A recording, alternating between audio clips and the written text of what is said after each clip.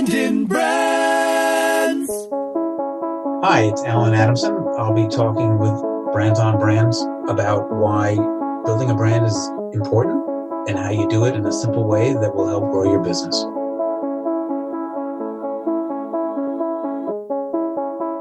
In a world where advertising is ignored, business is exposed, and the only constant is change, how do you build a brand that matters?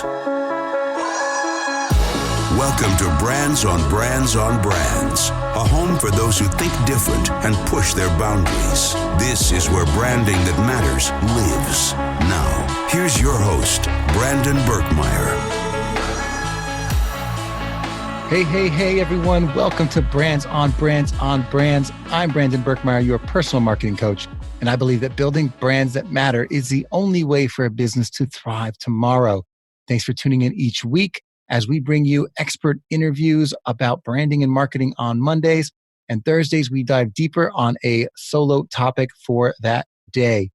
And if you are new to the show, make sure to go to brandonbrands.com to get more of our content and resources for how to build your brand and take your business to that next level.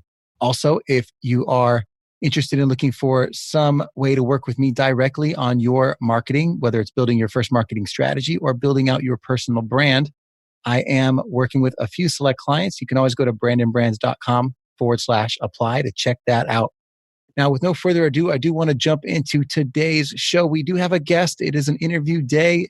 That's what I'm excited to bring you today. It's Alan Adamson.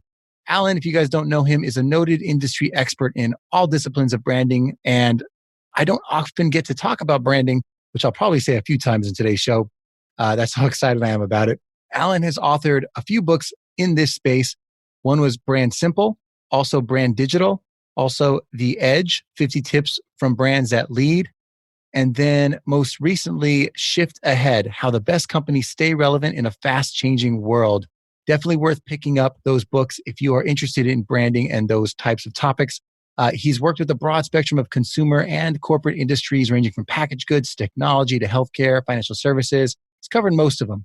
What is also worth noting is he's not someone that's just out there that worked in it and has thoughts about it. He actually applies and puts his thought leadership hat on. He's a sought-after commentator on topics like branding. He's appeared on the NBC's Today Show, CNBC's Squawk Box, Closing Bell, Fox Business, and he's been quoted in publications you may have heard of, like New York Times, Wall Street Journal, Advertising Age, USA Today, The Washington Post, and Forbes. And actually in Forbes, he also regularly writes a column on current branding topics. He's a frequent guest lecturer at New York University's Stern School of Business, the Samuel Curtis Johnson Graduate School of Management at Cornell University, and the Harvard School of Continuing Education. He's a member of the American Management Association and speaks on branding for a range of professional organizations, corporate events, industry conferences, you name it. And that being said, I don't want to take too long to get to the meat of the show, but I did want you to have a little bit of background on our guest, Alan, because there's a lot of value that came in today's show. We not just talked about the basics of branding, but we dove into the problems companies are facing today and why they get stuck, why big companies like a Toys R Us or a Peloton are running into issues with their branding. And those little nuggets of the story about what you can do in your business to change how you build your brand, how you think about building your community, and how you tell your story is what we get into today. We do break it down for you entrepreneurs out there as well. We do get into some core lessons you can implement in your business right now to keep your eye on the ball and get started and not waste your time on the things that the competitors are out there doing, but that will actually drive your business. So lots of value for you today. Hope you can tell the excitement in my voice, and let's get going. Check it out. Brandon Brands. All right, let's get going. Hey, everyone. I'm excited to bring to you today's guest. He's a noted industry expert on branding, an author, a speaker, a guest lecturer, owns his own branding firm. So many things, today that we got to get into. He's often quoted in the New York Times, the Wall Street Journal, USA Today, regularly writes for Forbes, I should say. Please welcome everyone, Alan Adamson. Alan, first off, thank you for being here with me today. Thank you for inviting me. And after that introduction, I think we should end it right now because Yeah. it might all be downhill after this. Well, the intros are the best part. The reason I'm excited to talk to you today, truly, is that we get to talk about branding, which, a show called Brands on Brands on Brands should have some space to talk about branding and all the different elements of it. With a lot of my guests, we get very tactical about specific channels like a Facebook ad, an email marketing program. But with you, we get to discuss branding, which to me is more big picture, more strategic. It can be important for business owners to hear some of this higher level, big picture stuff. So this is why I'm excited. Are you ready to go on this? Ready to rock. All right. And maybe rock and roll. Yeah, exactly. Well, before I get into some of your backstory, you've written 4 books, the last one being Shift Ahead, How the Best Companies Stay Relevant in a Fast Changing World. Before we get into some of that, I'd love to hear a little bit about how some of these topics you've written about in your books, how do we set the stage for like branding? In other words, to you, what's the value of branding?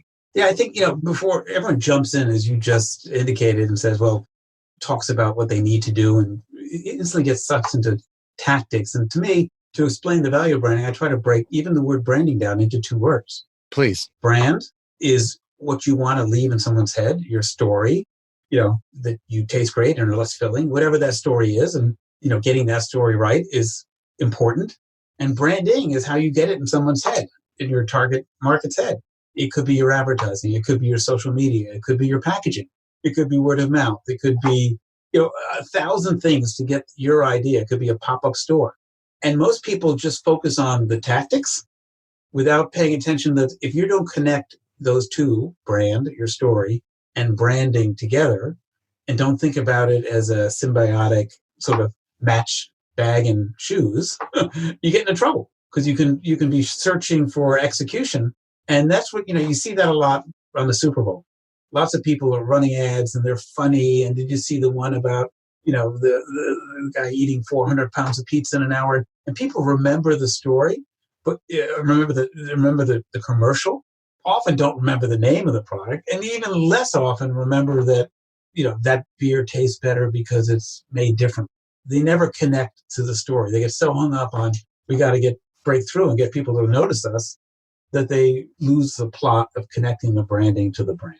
So the theory is easy. It's hard to do that. Yeah. And it is difficult to do that. And the storytelling piece, I think a lot of people, there's a lot of books out there about how to tell a good story, but I still feel like we lose that piece of it and we start to focus on the imagery or the logo or the website. And let's hear, why is that story so important? Why is that the piece that is what's going to bring the consumers to your business? Yeah. And ultimately, that's the harder piece. It may seem counterintuitive. I'll tell the quick story. When I was in the advertising business many, many years ago, and I was working on a product. And if you ask a product manager or someone making, tell me about your product, they will spend hours saying it does this and it does this and it's made from natural beans. And they'll give you, 10 great reasons as to what their product does and how it looks and why it makes you feel better. And so I was new to the ad agency, and I sat down with a client and they told me all about why their coffee was the best tasting coffee and all the reasons and its price and where it was available and the 3 sizes. And I wrote this all up in a lovely, email describing all the benefits of this coffee and why. So if you were locked in a room with this person, this is what they would tell you in an hour. And I took it up to my creative director and I said, well, we've got the brief from the client. And I handed her 3 pages of nicely outlined all the benefits of this coffee. And she looks at me and says, oh, I'm glad, Ellen, you did all that nice work. And she ripped off the corner of one of the pages and handed me back a piece of paper with about 1 inch by inch. She said, when you can figure out everything you want to say about your coffee and fit it on this little scrap of paper, come back to my office. Otherwise, don't ever come in here. And so part of the challenge is, as we start on this, is if you're telling a story, you have to get it simple. And so the first part of telling a story is, what do you want? If you could only tell somebody, 2 sentences as the elevator door was closing, what would you say about your product? And more often than not, it's not that it's tastes great or that it's made naturally or that it costs 99 cents. You have to think that through, and that's hard because it's often listing the attributes is not a good story. Right. And I've heard it said that, you should find, the talk about who it's for and the transformation that this thing is going to create. But can you do that for every product? No, it may not be transformation, but you certainly need to focus on. Yeah, you ask another question. You ask clients, who are you targeting? Everybody. This product works for my grandmother. This works for my uncle. My cousin Bob uses it, because everyone wants to sell as much as they can. But if you appeal to everybody, you really connect with nobody.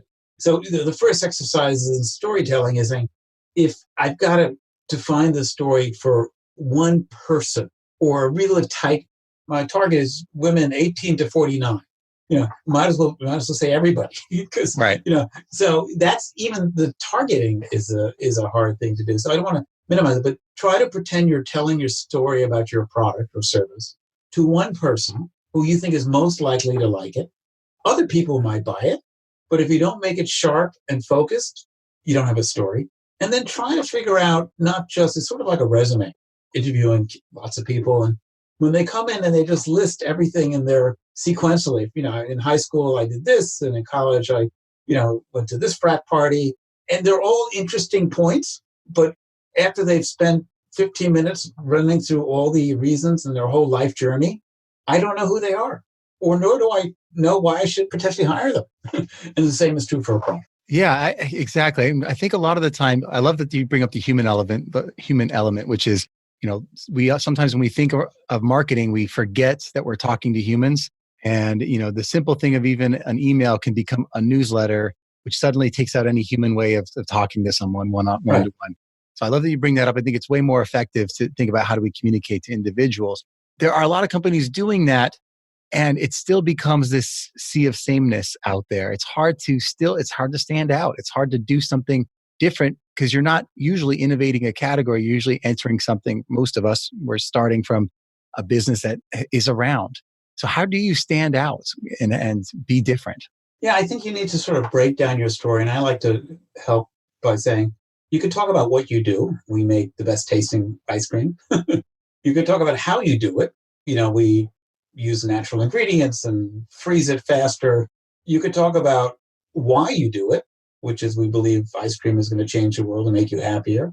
Or you could talk about who you are, that I'm the best ice cream maker. I've been studying ice cream forever, and I'm an expert in that. But if you try to talk about all of those, you fail. And often if you start with just what, we sell ice cream that tastes good, and how, we buy the best ingredients, those are easy to copy and somewhat generic, because everyone wants to tell you they have the best beer, best water, best, resume writing service. Right. But what you got to do is, so there's more differentiation in, who you are. And it's really hard to do the why thing, because everyone now is trying to say, oh, I want to change the world. And, if you get that promise, it's harder to activate it, but it's more ownable and more different. Right. So that differentiation could end up coming from, more like, how do you actually end up delivering on your products? Like, how are you interacting with your customers? It's almost like your reputation becomes your differentiation.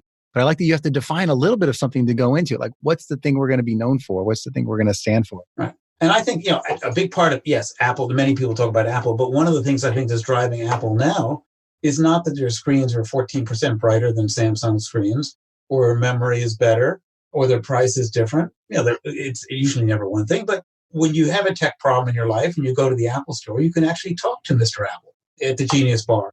And those people are getting better and better trained to make that experience different. And I think that's going to make the next cell phone manufacturer really hard, because you can match the product, but if you don't have someone there to explain it to you in a way that doesn't make you feel like an idiot. So I think companies should think about stories not only in terms of what do you make and how do you make it, but who you are and what's your special sauce. Yeah, I like that. Now, it makes me think about, there's a lot of, like, marketing's been around for a long time. Branding's been around now for a long time. Right. So this isn't like a new thing that we're trying to figure out still. I mean, there's new technologies that come out and new platforms, but why are there so many companies that still get it wrong, that might maybe even see change coming and they need to adapt and they don't?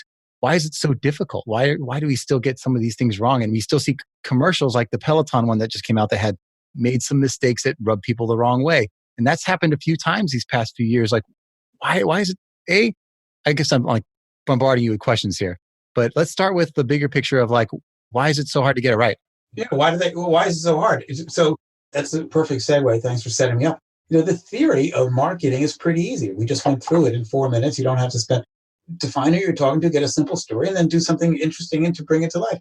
But the execution is really hard. So the Peloton thing is a good example. They have an interesting product, somewhat different. They brought the digital world and the physical world together. But when it came time to tell that story, they were in a bubble.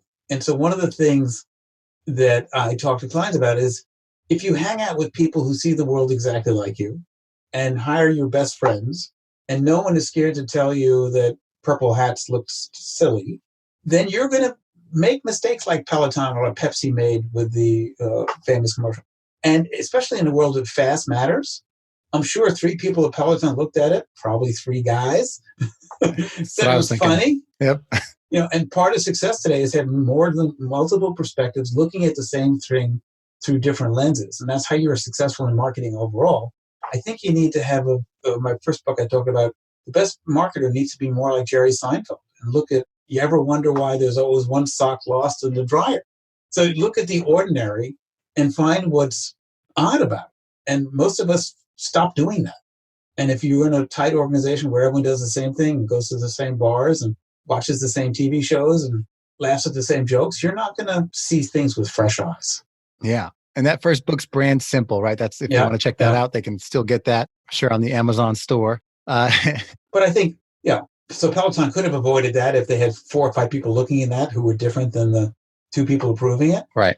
And it feels like it's a harder time to market in. I mean, there's like, whether, everyone has their opinions, right? And I'm like, not trying to get into that part of it, but I feel like it's a harder time to market. There's more transparency and people are holding you more accountable for what you say, whereas some of these things would have probably gone by no one noticing like 10 years ago. Yeah, one, if there's now everything is transparent. And if they don't like something, I don't have to write a letter to the company, an email saying, I really didn't like that Peloton ad.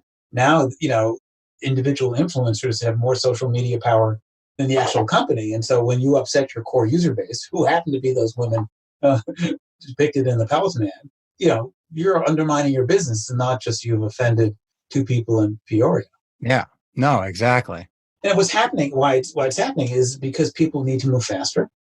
The other reason I think it's happening is it is so hard to get noticed. It used to be that there were only a couple of people used to sit around the family room couch and there were a couple TV shows. And now there's so much clutter out there and so much pressure to say, hey, look at me.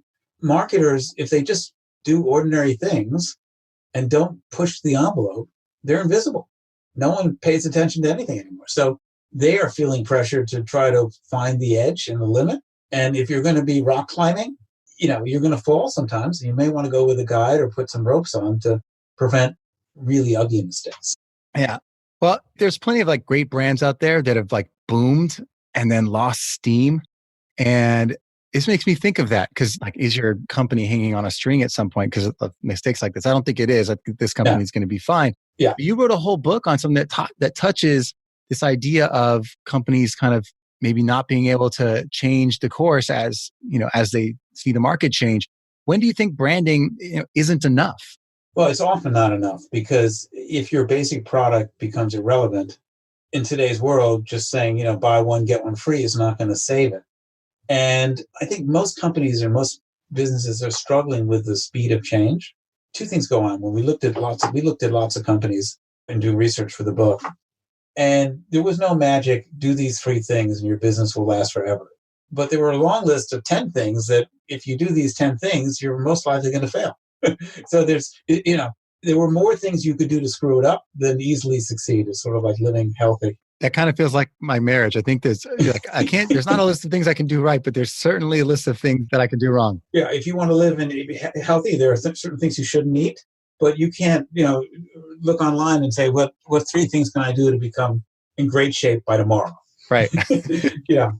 And what those are. It's just hard to do. And so for lots of companies, they often wait till it's too long. People are just comfortable. They go into the office, sit down, they do what they did yesterday. They open some emails. People are, there's an old TV show called Frasier. Most people are in Marty Crane's, which was the father's chair, lazy boy lander, because they just like, and people like that in business. They just do the same things. And they only change when all of a sudden, hey, no one's calling today. No one's buying. No one's in the store. It's empty. No online orders. What happened? And by the time sales drop, it's often too late. Yeah, most of the companies that don't turn around, by the time they started at Toys R Us or Radio Shack, the game was already over. They were out of money. Two other people had eaten their lunch. And so part of it is not waiting until sales start dropping to start worrying about changing. Yeah, I've definitely seen that. I mean, working with ad agencies with big companies, there's a sense of we're trying to get this job done today. We want to do what's right for the business, but at the end of the day, you're also just trying to keep a job. Yeah. If it ain't broke, don't fix it. Yeah. We're risk averse. Why would we tell people that not to use our toothpaste because we have a better toothpaste? We make all our money on the old toothpaste. It's really hard to do. So inertia, Marty Crane's chair, and waiting till the sky to fall before you act. Another one is a bit of arrogance. There are some companies, and we talked to the folks at BlackBerry who were there. Well, it was something that everyone thought was cool and used. Yeah. And there when the only one people using it are in the Museum of Natural History. And a big challenge there was that they just believed that anyone serious about business would need a keyboard. They would not use this little screen, this music player. So they were arrogant. They just looked at the iPhone and said, that's a joke. Everyone at Goldman Sachs uses BlackBerry. Obama was using a BlackBerry, and they just, part of it is being less arrogant and being a little paranoid. The famous founder of Intel, one of the founders, Andy Grove, used to say, only the paranoid survive.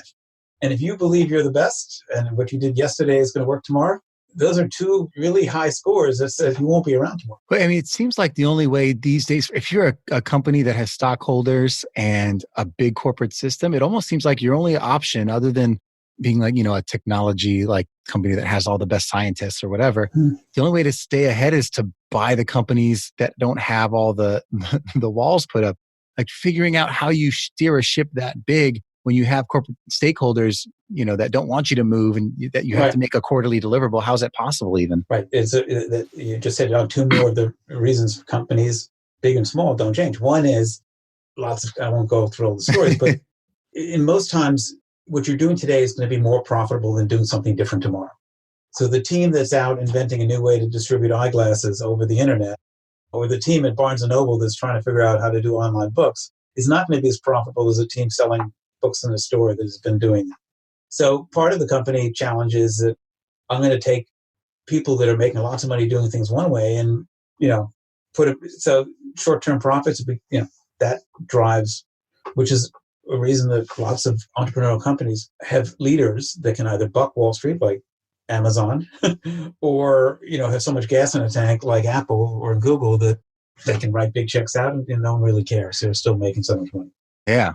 The other one besides short term is companies, the bigger they get, the more risk averse they have, even startups. Once you have that much, you don't. And so we found that in a lot of research that the P&G got in trouble a couple of years ago. And the CEO knew they had to change and be more agile. And people may not be buying razor blades the same way at Walmart tomorrow that they were doing yesterday. And the people coming in out of school and their junior ranks said, no, we got to go direct to consumer. And, we got to be more fluid and agile. But the massive middle said, no, let's test it. Let's evaluate it. We've had success with Gillette and Walmart this way for you. So they were unable to turn the aircraft carrier. Yeah, no, exactly. I see it all the time now. It's like it almost pays to just move to a more innovative company to begin with. When you hear that the average tenure of a CMO, last time I heard was like 3 years or something like that. It's down a little bit now. Yeah, I can imagine. And it's no wonder. At this point, you're like, let me just at least try to keep this job for 3 years. Exactly. Let's talk a little bit about, I want to get into some of your backstory, but before that, I want to talk a little bit about this idea that keeps coming up for me, especially for growing businesses, this idea of like, where does content fit into their marketing? What role does community play in their marketing and in branding? I feel like that's where a lot of companies are starting to build their momentum these days. And the biggest topic is how do I create enough content for this machine out there? What role do you think content, let's start with that first, plays in branding today? Well, as you just indicated, because you no longer have to interrupt somebody else's content to tell your story, and you can't afford to interrupt the Super Bowl or big movies and say, well, now let me tell you about my startup. You need to find an alternate way to talk to customers, and creating your own content is a way to do it. Now, the big challenge, the theory is easy, but in a world where we're creating billions of tons of content every hour, the problem that most small marketers run into is there's a belief that if I write it or if I say it and if I post a video, people will come. And to me, having a web page and putting some information on it and a few blogs and posting a little content on Instagram, it's almost as bad as in the old days, putting your phone number in a phone book. Just because you say it doesn't mean it will come. So if you're going to play the content game, and you have to play the content game, the challenge is how do you do it differently? How do you do it better? Do less. I'm not a believer. Lots of people produce a ton of content, and yes, that helps this search engine optimization, but you're better off producing, one simple, sticky breakthrough idea than 10 average things. And that's a trend. It's better to do fewer things really well than lots of things averagely. Yeah, I love that. I think that discovery gets lost. Like, how do we generate discovery of our product? To your point, if you build it, will they come? And I think it's less like a phone book, more even like you built a billboard in the middle of the desert. Exactly. And people are all excited. Did you see how I spent 3 paragraphs talking about why, my tuna fish is better than the other? And yes, if you could, take somebody, duct tape them to the computer and, force them to keep their eyes open. But in a world where people are just totally distracted, you got to assume your target market has as severe a case of ADD as I do. And so if they're not doing 3 things at once and paying attention to 2 of them, it's a very good day. Yeah. I'd love to hear a little bit more about like how marketing became like a passion for you. And because obviously you've been in it for a really long time. It's been a part of your life. You've written books on it, taken sabbaticals to write books on it. Mm-hmm. And not everyone would do that. Like, when did this become something that you were just like, were curious about and you wanted to learn more about? Like, how did you become like a student of the game? Early on, I haven't talked about this in a long time. I realized that just because you had a great product or service didn't mean people would do anything. So junior year in college, I went overseas and spent my junior semester in Europe. And I had the best semester. It was roughly the same tuition, but I got to get a rail pass and go from Paris to...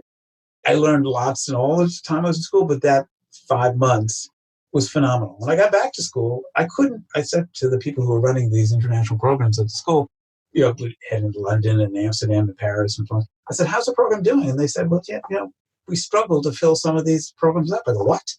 I said, why isn't everyone just taking one semester and doing this? And I said, gee, what's going on? I looked at the way they were promoting the program, and it was a boring little brochure.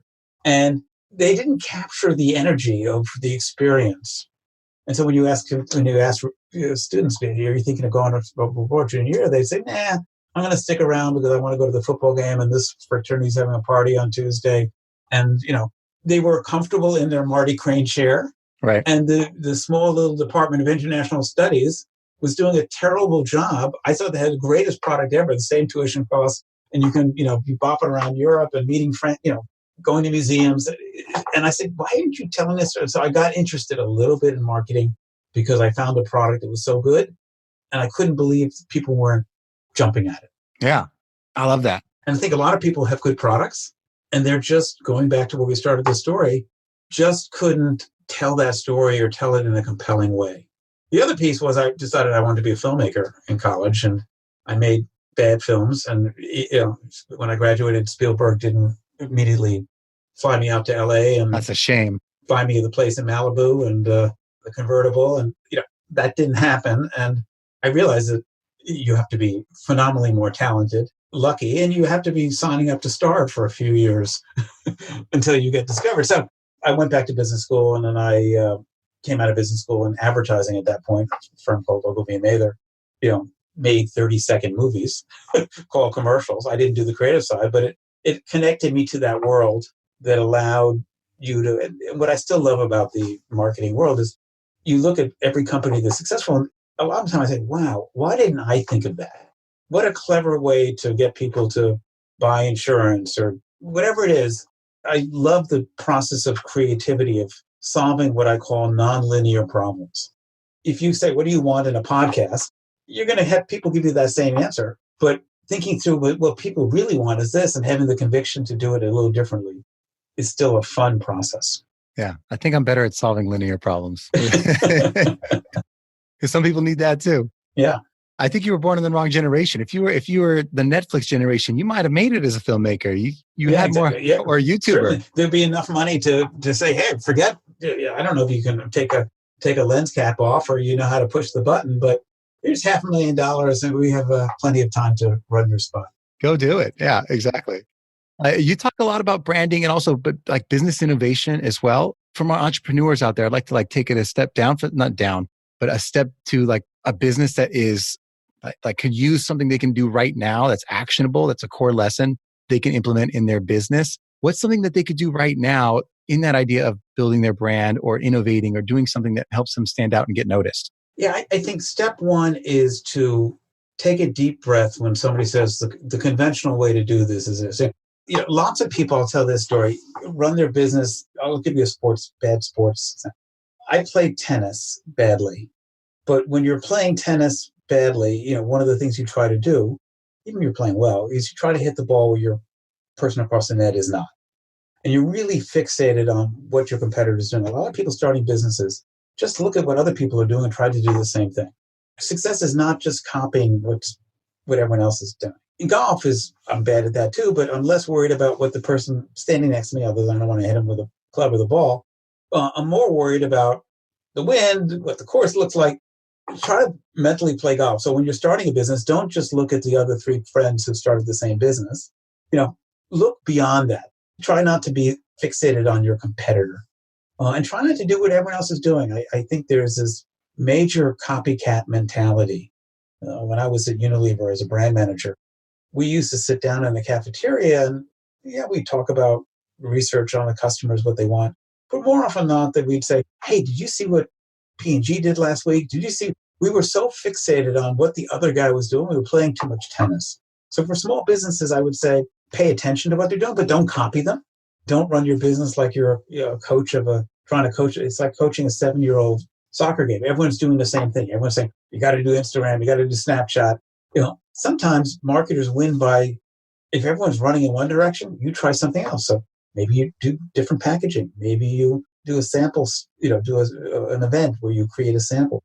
Lots of the innovative marketers today are, even though everyone says it's all digital, maybe you start thinking about what do you do in addition to digital to get people to notice you. And I think getting noticed in a relevant way is really hard.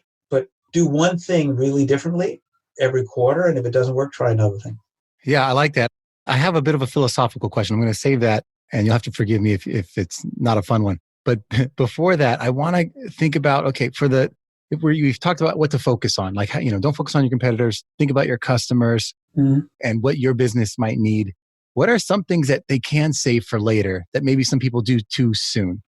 I think the pressure is to run to branding, to run to execution, and start doing things before they have their story tight. Geico advertising is great, not because, yes, they have a clever way but because they came up with the idea, let's start with 15 minutes will save you 15%. If they told you the firm was owned by Warren Buffett, which it is, and they also did motorcycle as well as RV, they could tell you 50 things about Geico. But so as hard as it is, get your story simple, sticky. So if you told 3 friends about it, they would be able to repeat it and get it right and not have to read your brochure as to why I should buy your product. So it seems trite, but it's really, this shorter and simpler and stickier your core ideas, you should buy our product because of X, the better everything else will be. I love that. And then now the fire trucks are gone, which is all good. Okay. Which is good too. I'm sorry. No, it's not a big deal. New York City. New York City. Unfortunately, if you see smoke coming up around me, then that you should run. I should have listened to the sirens. I'm going to leave that in. It's actually not a big deal. So the philosophical question I want to ask you, which is just, it's fun. It doesn't have to be the perfect answer. How would you imagine the world, what if there were no brands? What does that mean to you? If there were no brands out there, what would be different? To me, brands, when they're working great, are shortcuts. I look at 2 computers and I can't figure out the difference between which one I should buy. I was talking to somebody earlier about what's going on in the mattress category, why it's hard to pick one mattress. And you look at them all the same. You bounce on them. They're all the same. They all have the same strength. Everything would be like agonizing decisions as to why a good brand is a shortcut. So I can't take apart my MacBook to really decide if it's got the right processor. And I just buy into the Apple brand, and I assume that the promise they make is one you're going to keep. So I think when brands are working great, they allow you to simplify the complex. When they don't help you do that, you can't tell the difference between one and the other and not working. And so when there's so many choices, we live in a world, there are hundreds of choices every day, from what sweater to buy, to where to have dinner, to, what to watch on Netflix. Yes, I find it hard on Netflix. I mean, entertainment is hard to buy because, yes, I look to Netflix, and if they air a new series, I'm already inclined to try it. But I ultimately, even lots of programming I can watch on Amazon, Netflix, Hulu, Right. networks, it's hard to figure out what to watch because, except for Disney, there's not really a brand in entertainment that you could say, well, this is a Disney movie. I can sort of, even between Netflix shows, just because you like one doesn't mean you're going to like the other. So I think content creation and entertainment is challenging because brands you still have to have somebody curate it, or a friend tell you got to watch.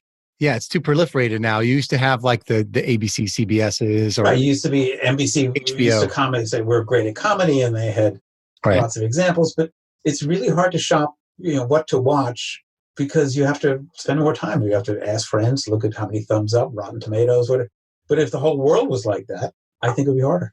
Yeah, and we at least have the advantage now. We can do a lot of research. Right. Who wants to spend the time? I'd like to just use something that I know I'm going to like without having to do all that extra work. Right. With a lot of choices in life, sometimes you're often happier if you're on a Caribbean island and the only choice is, do you go in the ocean or lay on the beach? Those are two choices. Great. If there are 20 choices, you could play tennis, you could do this. Well, life is already stressful enough without choices, and if brands help, they make choices easier. Yeah, I think we're making the argument for an arranged marriage. I think the less choices, the better at this point, which is why marriage rates are going down, because of all the apps that you can just date. Too many choices. Right. So it'd be easier to swipe left or right than to try to figure it out in yourself. Yeah, exactly. No, I love that. Thanks for humoring me on that answer. Actually, I think I might have to keep that question in for a lot of the guests. I think that was awesome. Let's talk about a little bit what you're excited about. What do you have going on right now in your business? What are you looking forward to this year? Well, I'm doing a lot of work in nonprofits, trying to help great organizations get noticed. And it's as brutal no matter how good an organization's cause, it's still hard to get people to volunteer to help. So I'm finding it rewarding, because when we are successful in helping a nonprofit tell their story better, get their story out better, it's really enjoyable. So being able to work on some big programs that are interesting for big companies, but also work on various nonprofits and even organizations that are a little sleepy, that have such a great product that have people going back to the story. So on the foreign international studies, there are lots of international study things that are out there that have great offers, great services, great experiences, but are just struggling to say, hey, look at this. Yeah, no, thank you for sharing that. I also want to call out your own company here. Metaforce is where you work with clients and bring people in. Can you tell us how they can find you, how people can interact with you? Yeah, metaforce.co, and we sort of position ourselves as special forces. We have a team that looks at problems from multiple angles, figures out what you need to do, and then another team that helps you do it brilliantly. Awesome. Before I let you go, we're wrapping up towards the end here of the show. I want to pick your brain on one little thing, and I hate using the word pick your brain. I think it's like it drives people bananas.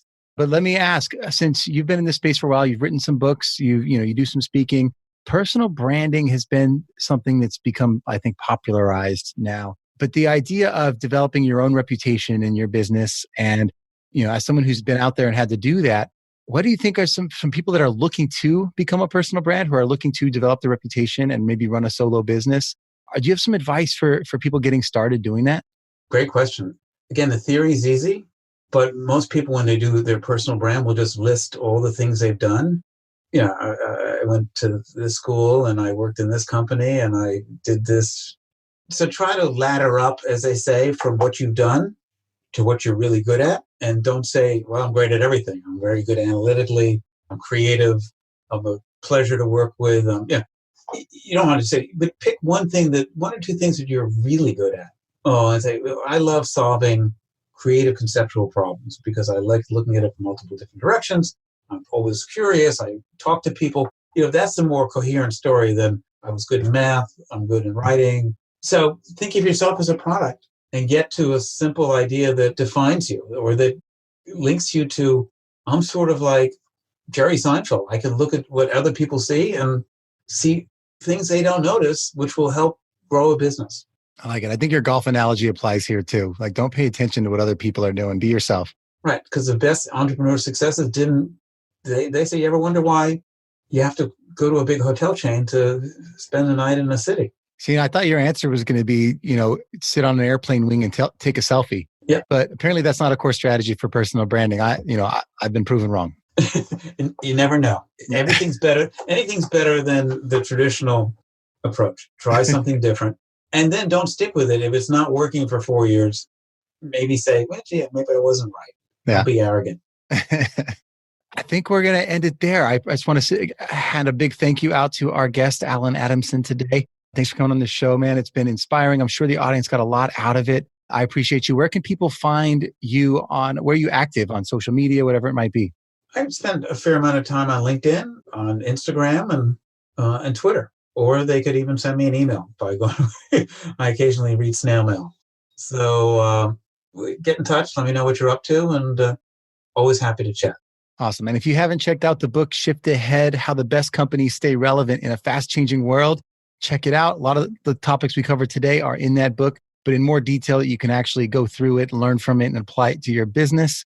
That's it for us. Thanks again, Alan. I'm going to let you go, but have a great day, and appreciate you coming on the show today. Thanks for inviting me. It was a pleasure. All right. You've just taken your marketing knowledge to another level with this episode of Brands on Brands on Brands. But we have plenty more ways to not just help you build a business, but build a brand. Head over to brandandbrands.com for more resources, as well as access to our blogs, videos, and exclusive coaching sessions with your host. Be sure to visit brandandbrands.com.